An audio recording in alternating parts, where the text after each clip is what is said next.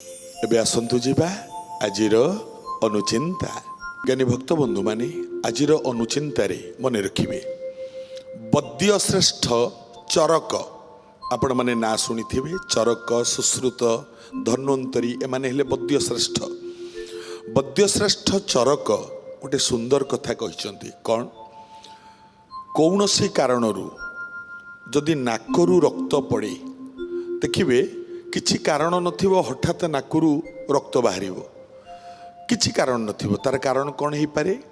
अन्य कौनसी शारीरिक असुविधा थाई पारे, किंतु तार एकमात्र बड़ कारण अत्यधिक थंडा धरिबा। जदि अधिक थंडा धरे ताले नाकरू रक्त पड़े।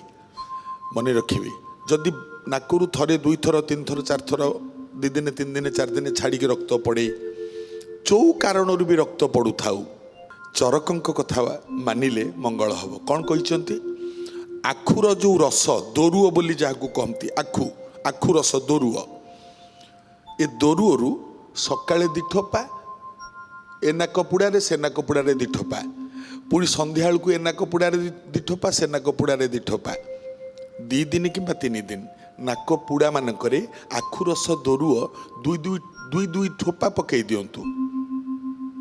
तीन दिन भितर परे आउ नाकरू रक्त पड़िबनी।